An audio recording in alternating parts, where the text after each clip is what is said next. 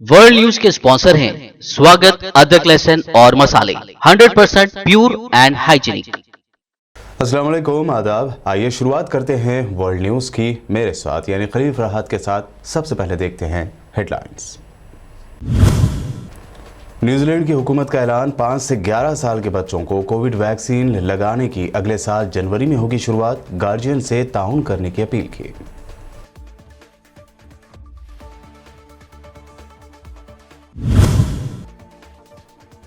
अमेरिकी सदर के भी ओमिक्रॉन वेरिएंट से मुतासर होने का अंदेशा। 18 दिसंबर को सदर के करीब ठहरा हुआ व्हाइट हाउस का एक मुलाजिम पाया गया कोरोना पॉजिटिव।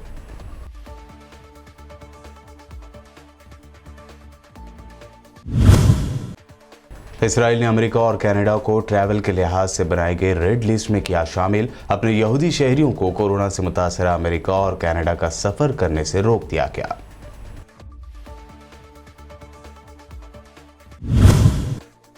मगरबी बंगाल की सीएम ममता बनर्जी ने फिर एक मरतबा बीजेपी को दी शर्मनाक शिकस्त। कोलकाता म्यूनिसिपल इलेक्शन की 144 सीटों में से 130 सीटों पर दर्ज कर सकती हैं जीत। लड़कियों की शादी की उम्र 21 साल करने के मोदी सरकार के कानून पर असदुद्दीन ओवैसी ने जताया सख्त एतराज। पूछा, 18 साल लड़की वोट कर सकती है, गैर शादीशुदा से लिव इन में रह सकती है, तो वो शादी क्यों नहीं कर सकती। और एसपी की एमपी जया बच्चन ने बीजेपी हुकूमत पर की जमकर तनकीद। कहा, बीजेपी हुकूमत के आएंगे बुरे दिन, मैं देती हूं बद्दुआ। लाल टोपी से बीजेपी के घबरा जाने का भी किया दावा। ये थी हेडलाइंस। बढ़ते हैं खबरों की तफसील की जानिब। न्यूजीलैंड हुकूमत ने 5 से 11 साल बच्चों के गार्जियनों और देखभाल करने वालों से अपने बच्चों को कोविड टीका लगवाकर उन्हें महफूज करने की अपील की है, जिसकी शुरुआत अगले साल जनवरी के दरमियान से की जाएगी। कोविड-19 रिएक्शन मिनिस्टर क्रिस हेपकिंस ने कहा कि कैबिनेट ने 5 से 11 साल के बच्चों को वैक्सीन के लिए मेडसेफ की मंजूरी के पीछे तकनीकी एडवाइजरी ग्रुप की सलाह से इत्तेफाक का इजहार किया है। हेपकिंस ने कहा कि हुकूमत की ऐन तवज्जो न्यूजीलैंड में सभी शहरियों को कोरोना वबा से महफूज रखने पर मरकूज है। व्हाइट हाउस के एक मुलाजिम जो हाल ही में अमेरिकी सदर जो बाइडन के साथ राब्ते में आए थे, कोविड-19 के टेस्ट में पॉजिटिव पाए गए हैं। व्हाइट हाउस के तर्जुमान जेन साकी ने बयान जारी करके ये इत्तला दी है। मुलाजिम 17 दिसंबर को बाइडन के राब्ते में आए थे। जेन साकी ने कहा कि मुलाजिम पीर की सुबह कोरोना से मुतासर पाया गया। 3 दिन पहले जुमा को ये मुलाजिम तकरीबन 30 मिनट तक एयरफोर्स 1 पर सदर के करीब ठहरा हुआ था। इस मुलाजिम का सदर से हालांकि बाकायदा राब्ता नहीं हुआ है। इसके बाद सदर बाइडन का पीर की सुबह एंटीजन टेस्ट किया गया और रिपोर्ट निगेटिव आई। बुध को दोबारा टेस्ट किया जाएगा। इसराइल ने अमेरिका और कनाडा को सफर के लिहाज से अपनी रेड लिस्ट में शामिल कर दिया है। इस फैसले की वजह से इन दोनों ममालिक में कोरोना वायरस के वेरिएंट ओमिक्रॉन का फैलाव बताया गया है। इसराइली सदर नफ्ताली बेनेट के दफ्तर से जारी होने वाले बयान के मुताबिक काबीना की तरफ से मंजूर किए गए इस फैसले पर अमल दरामद आज मंगल से शुरू भी हो गया है।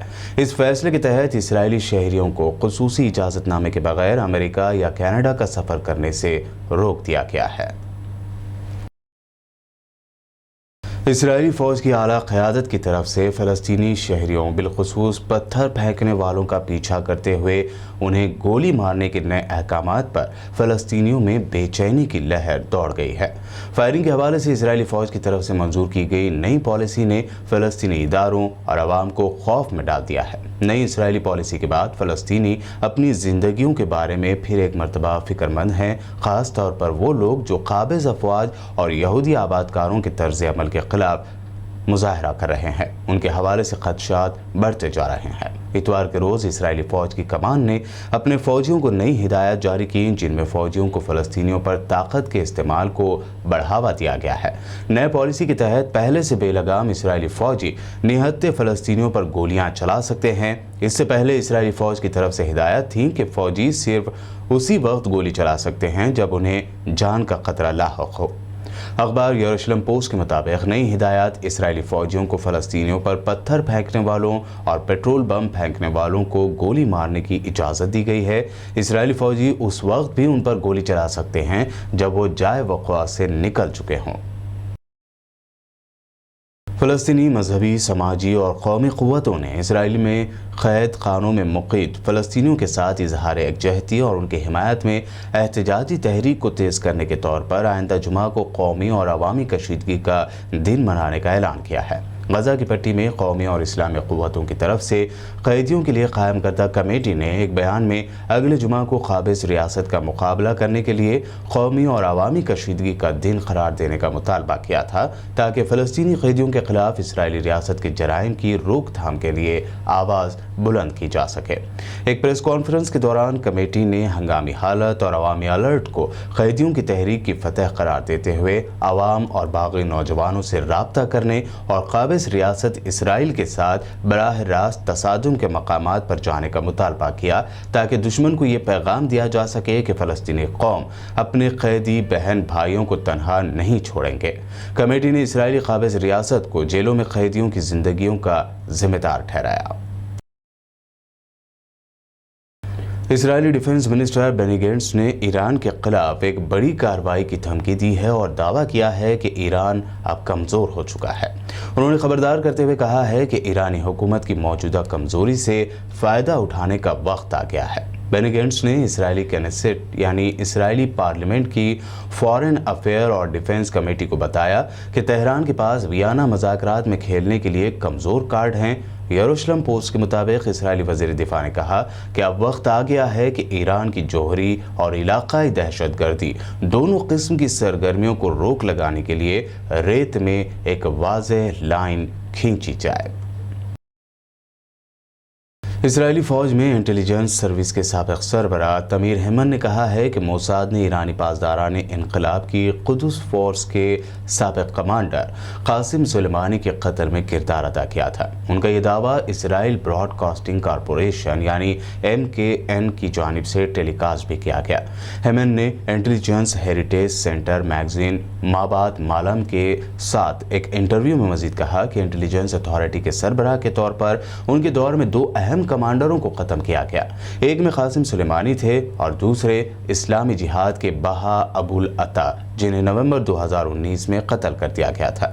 उन्होंने मजीद कहा कि कमीशन के सरबराह के तौर पर मेरे दौर में हमने शाम में ईरानी दरअंदाजी को रोकने की कोशिश में कई स्कीमों को नाकाम बनाया और तेहरान को रकूम और हथियारों की मुंतकिली में रुकावट डाली। उन्होंने दावा किया कि ये कार्रवाइयाँ शानदार कामयाबी के साथ अंजाम दी गईं।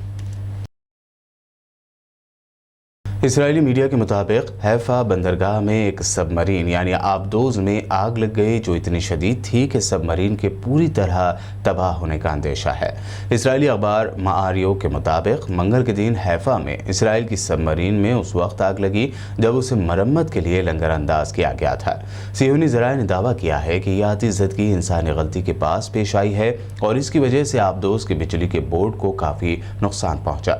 करीब 4 महीने पहले भी एक इसराइली फौजी जहाज में आग भड़क उठी थी। इसी हादसे में एक इसराइली फौजी बुरी तरह जख्मी हो गया था। इसराइल की नेवी की तनसीबात में हालिया महीनों के दौरान मुतादिद सानहे होने की वजह से हाल ही में एक बड़े ओहदेदार को सजा के तौर पर उसके ओहदे से बरतरफ कर दिया गया है।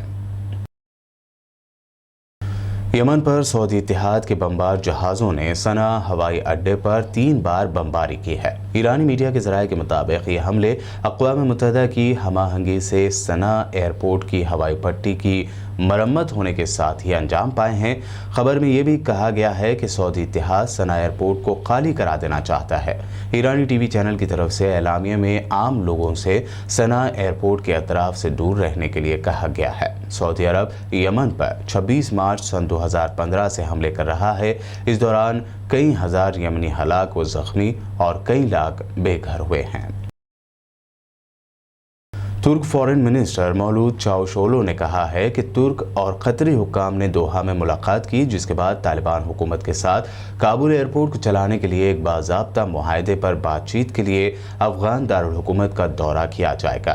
रॉयटर्स ने अपनी रिपोर्ट में बताया है कि तुर्की ने गुज़िश्ता अगस्त में तालिबान के अफगानिस्तान पर दोबारा कंट्रोल हासिल करने के बाद कतर के साथ साथ काबुल में हामिद करज़ई इंटरनेशनल एयरपोर्ट का इंतज़ाम संभालने के लिए तैयारी का इस शर्त पर ऐलान किया कि इसके सिक्योरिटी मुतालबात को पूरा किया जाए। एजेंसी ने बताया कि हवाई अड्डा अफगानिस्तान के लिए दुनिया में सबसे नुमायां लैंड लॉक्ड फिजाई राब्ता है। इतवार के रोज़ इस्लामी ताउन तंजीम यानी OIC के रुकन कंट्रीज़ ने अफगानिस्तान के बिगड़ते हुए इक़्तिसादी बहरान से निपटने के लिए ट्रस्ट फंड कायम करने का अहद किया है।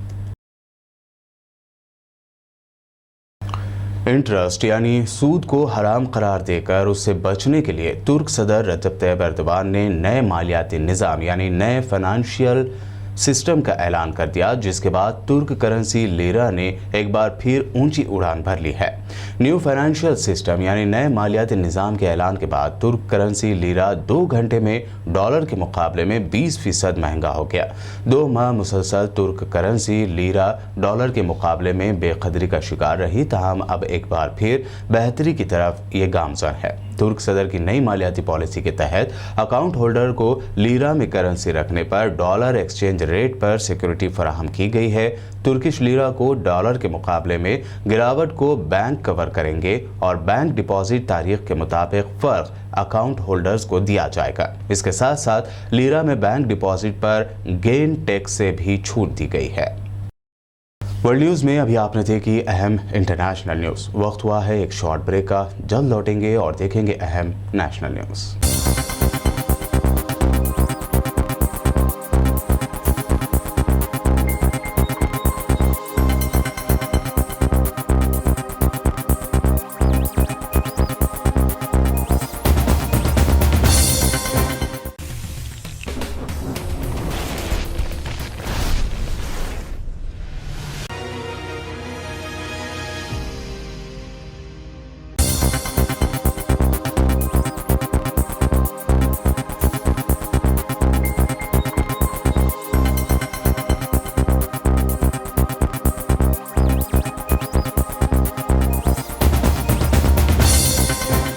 ब्रेक के बाद आइए अब देखते हैं अहम नेशनल न्यूज़। KMC यानी कोलकाता म्यूनिसिपल के इलेक्शन के लिए आज मंगल से ही काउंटिंग का सिलसिला जारी है, जिसमें ममता बनर्जी की पार्टी तृणमूल कांग्रेस बड़ी लीड के साथ आगे चल रही है। कोलकाता म्यूनिसिपल की 144 में से 17 से ज़्यादा सीटें ममता की पार्टी ने तृणमूल कांग्रेस ने जीत ली है, जबकि 118 सीटों पर वो सबकत बनाए हुए है। यहाँ इतवार को वोटिंग हुई थी। मगरबी बंगाल की बरसर इख्तिदार पार्टी TMC ने अपने कट्टर हरीफ पार्टियों BJP और लेफ्ट को काफ़ी पीछे छोड़ दिया है। BJP और लेफ्ट 3-3 वार्डों में ही आगे चल रहे हैं, जबकि कांग्रेस 2 वार्डों पर सबकत बनाए हुए है। बहरहाल इन रुझानों से साफ नजर आ रहा है कि 144 सीटों वाले इस म्यूनिसिपल इलेक्शन में ममता की तृणमूल कांग्रेस 130 से ज्यादा सीटें हासिल करेगी। MIM supremo barrister Asaduddin Owaisi ने आज लोकसभा में लड़कियों की शादी की उम्र बढ़ाने के मोदी सरकार के फैसले की शदीद मुखालिफत की। उन्होंने कहा कि अगर 18 साल शख्स वोट कर सकता है तो वो शादी क्यों नहीं कर सकता। इतना ही नहीं, उन्होंने कहा कि अगर 18 साल लड़की गैर शादीशुदा के साथ लिव इन रिलेशनशिप में रह सकती है तो वो शादी क्यों नहीं कर सकती। This is against right to freedom of under Article 19.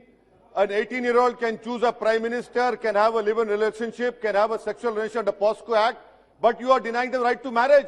What have you done for the 18-year-old? The women labor participant force in India is lower than Somalia. Your Beti Bachao, Beti Padhao, 89% funds were used by Narendra Modi for his publicity. This is a retrogressive step. This should be taken back. This is against the 18-year-old. Thank you. Panama paper leak से जुड़े एक case में enforcement directorate ने कल ऐश्वर्या राय बच्चन को पूछताछ के लिए तलब किया था, जिस पर ऐश्वर्या की सास और MP जया बच्चन का रिएक्शन आया है। उन्होंने ऐश्वर्या राय से पूछताछ करने पर ज्यादा कुछ तो नहीं कहा, लेकिन इतना जरूर कहा कि ये लोग यूपी से डरे हुए हैं। समाजवादी पार्टी के MP जया बच्चन ने ऐश्वर्या मामले पर डायरेक्ट तो कुछ नहीं कहा, ताहम शिवसेना MP संजय राउत की जानिब से पार्लियामेंट में हुकूमत के खिलाफ जबरदस्त आवाज उठाने वाली जया बच्चन के बच्चों को परेशान किया जा रहा है। इस बयान पर उन्होंने कहा कि अंग्रेजी में एक कहावत है, लड़खड़ाती नाव से सबसे पहले कौन भागता है। यही हाल हो रहा है इनका, डरे हुए हैं यूपी से। इसके अलावा समाजवादी पार्टी के लीडरों पर मारे जा रहे सरकारी एजेंसियों के छापों पर जया बच्चन ने कहा कि इलेक्शन आ रहे हैं, इसलिए ये लोग टारगेट कर रहे हैं। ये लोग लाल टोपियों से घबरा गए हैं। ये लाल टोपी ही इन लोगों को कटहरे में खड़ा करेगी। कल जया बच्चन ने राज्यसभा में बयान देते हुए बीजेपी हुकूमत को बुरे दिन आने की बद्दुआ दी थी। मैं आपको धन्यवाद नहीं देना चाहती हूँ क्योंकि समझ में नहीं आता कि जब आप इस तरफ से चिल्ला के वेल में जाते थे उस वक्त को याद करूं या आज आप कुर्सी पे बैठे हैं तो उस वक्त को याद करूं। सर, दुख की बात यह है कि ये ऐसा वक्त है जहां बड़े बड़े चीजों एक minute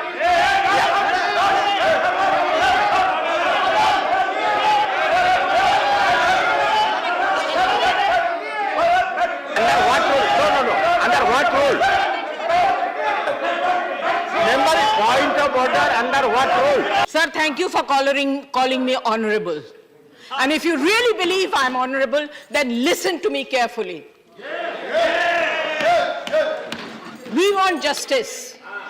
Don't expect justice from there. But can we expect it from you? How are you protecting the members of this house or the 12 members sitting outside? How are you protecting them? Madam, you are going to speak on narcotic bill. I am going to speak. Narcotic bill you are saying. To speak. It looks like you are not interested in the bill. Discussions बाकी You are not interested in the narcotics. Please. बोल रहे हैं। मेरा मौका है बोलने का। आपका मौका है बोलने का नारकोटिक्स बिल पर। मुद्दे हैं डिस्कस करने के लिए और मगर हम लोगों ने 3-4 घंटे दिए क्लेरिकल एरर डिस्कस करने के लिए। What is going on? What is going on? This is terrible. और आप सबसे मैं ये कहना चाहती हूं, आप बीन किसके आगे बजा रहे हैं? आप लोग बीन किसके आगे बजा रहे हैं?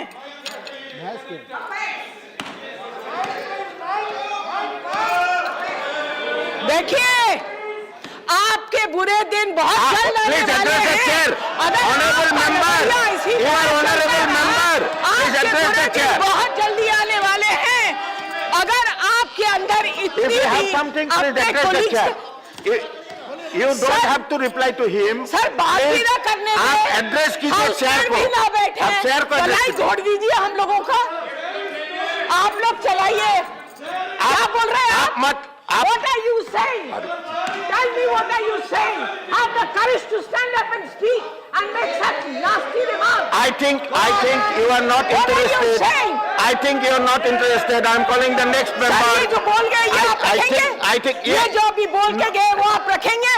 आपका जो I बोला expect you to take action on the comment that he made about me and my career. Please. That will be. You want to be fair? You're sitting on the chair. You don't belong to any party, sir. You do justice, or you tell the whole house and the entire country that you don't believe in justice. He made a personal remark on me. आप विषय पे नहीं बोल रहे हैं। He made a personal remark on me. एक शब्द भी नहीं बोल रहे हैं। How dare he do it? You have to protect If you the have to house. fight, if you have intention to fight, this is not the forum. I am very sorry. I am calling the next speaker. Ramnath Thakur.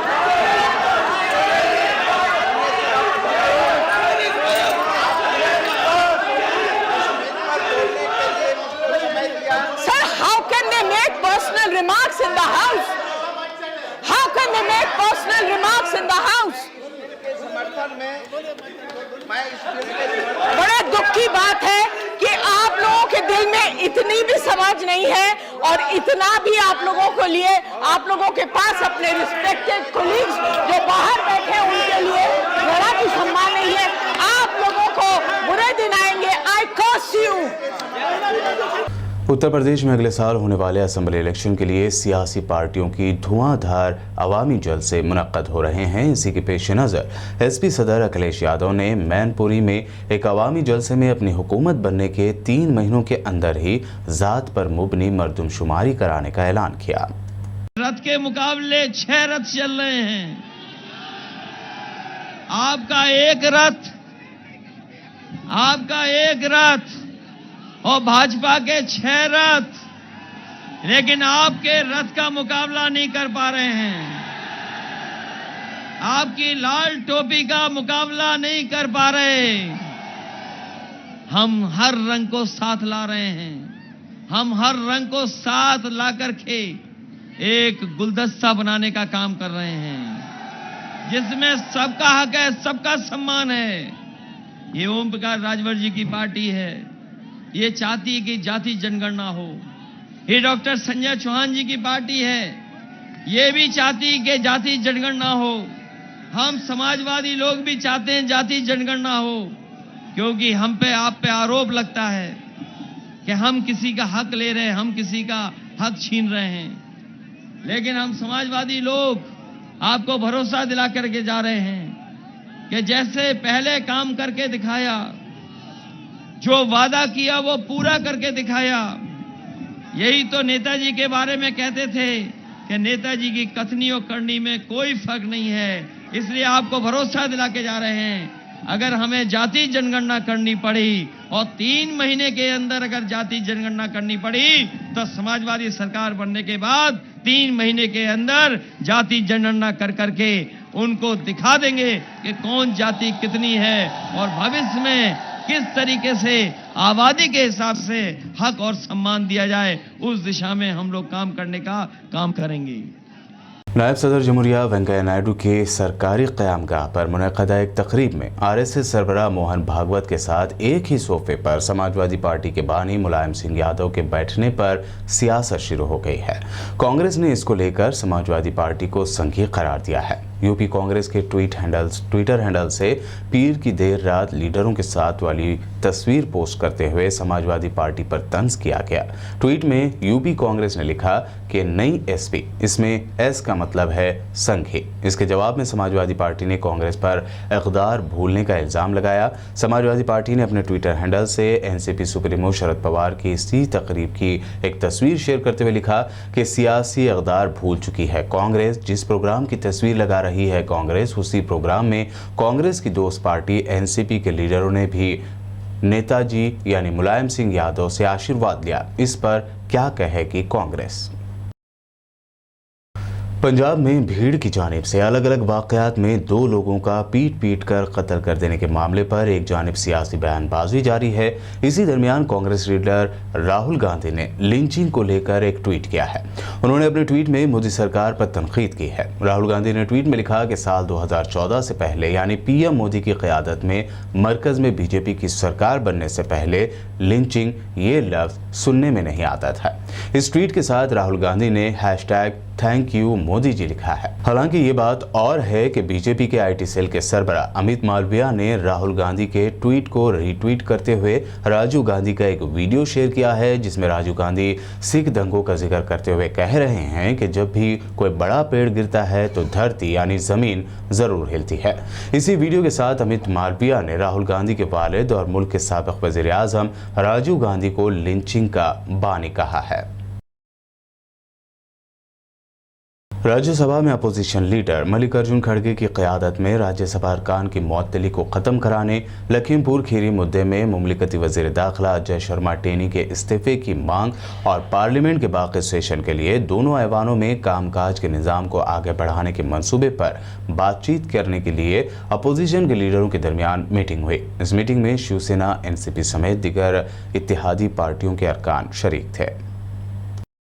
Maharashtra के minister Nawab Malik ने रियासत में वक्फ land के घोटालों को उजागर करते हुए आज प्रेस कॉन्फ्रेंस की। इस प्रेस कॉन्फ्रेंस में उन्होंने जिला बीड़ के आष्टी में सबसे ज्यादा वक्फ लैंड के घोटालों के बारे में जानकारी दी। कुछ दिन पहले ईडी के माध्यम से एक खबर आई कि वक्फ बोर्ड के कार्यालय पे छापेमारी की गई।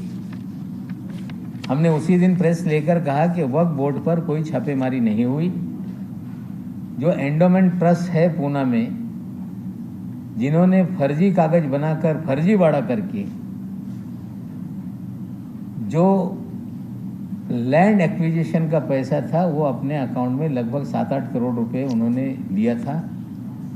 बोर्ड को जानकारी मिलने के बाद उन्होंने पूना में एफआईआर दाखिल किया बंड गार्डन पुलिस स्टेशन में और ईडी ने उसकी जांच शुरू की। हम उस जांच की स्वागत करते हैं। जांच आगे बढ़ रही है, अधिकारियों को भी बुलाया जाता है, वो भी सहयोग करने का काम कर रहे हैं। लेकिन कुल मिला के महाराष्ट्र में वक्फ बोर्ड के माध्यम से हम लोगों ने 11 एफआईआर दर्ज करने का काम किया है। वो सारे 11 एफआईआर के कागजात मैं आपको दे देता हूँ अभी। उसमें 2 महत्वपूर्ण एफआईआर है।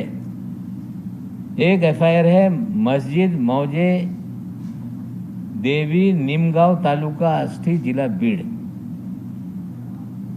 दूसरा एफआईआर है दरगाह गैबी पीर साहेब कब्रस्तान व मस्जिद मौजे चिचपुर तालुका आष्ठी जिला बीड़।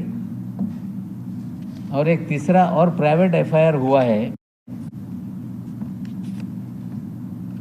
रुई नालकोल मस्जिद इनाम है वो भी। ऐसे कुल मिला के आष्ठी में 213 एकड़ के जमीन के घोटाले का एफआईआर बोर्ड के माध्यम से किया गया और स्थानिक लोगों ने कंप्लेंट की कि इसकी गहराई से जांच होनी चाहिए। महाराष्ट्र सरकार ने एक एसआईटी का गठन करने का काम किया है। जो बीड़ के एडिशनल एसपी श्री कुमावत है वो इसकी जांच कर रहे हैं। एक मामला उनके पास नहीं गया, मैंने पत्र देके गृह मंत्री से विनती की है कि तीसरा मामला भी उनके पास दिया जाए और सारी जांच होने के बाद बहुत सारी चीजें उसमें उजागर होंगी। आखिर में हेडलाइंस पर एक और नजर। न्यूजीलैंड की हुकूमत का ऐलान, 5 से 11 साल के बच्चों को कोविड वैक्सीन लगाने की अगले साल जनवरी में होगी शुरुआत। गार्जियन से ताउन करने की अपील की।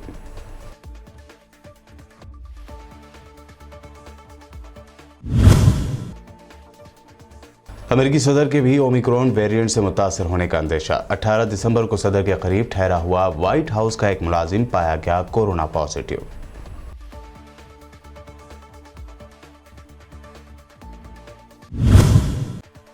इसराइल ने अमेरिका और कनाडा को ट्रैवल के लिहाज से बनाई गई रेड लिस्ट में किया शामिल। अपने यहूदी शहरियों को कोरोना से मुतासर अमेरिका और कनाडा का सफर करने से रोक दिया गया।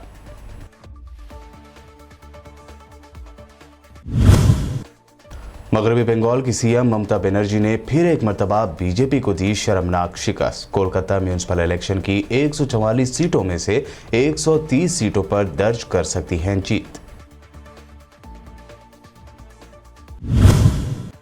लड़कियों की शादी की उम्र 21 साल करने के मोदी सरकार के कानून पर असदुद्दीन ओवैसी ने जताया सख्त एतराज। पूछा, 18 साल लड़की वोट कर सकती है, गैर शादीशुदा से लिव इन में रह सकती है, तो वो शादी क्यों नहीं कर सकती? और एसपी की एमपी जया बच्चन ने बीजेपी हुकूमत पर की जमकर तनकीद। कहा, बीजेपी हुकूमत के आएंगे बुरे दिन, मैं देती हूं बद्दुआ। लाल टोपी से बीजेपी के घबरा जाने का भी किया दावा। वर्ल्ड न्यूज में ये थी अब तक की अहम इंटरनेशनल और नेशनल न्यूज। देखते रहिए बीबीएन चैनल।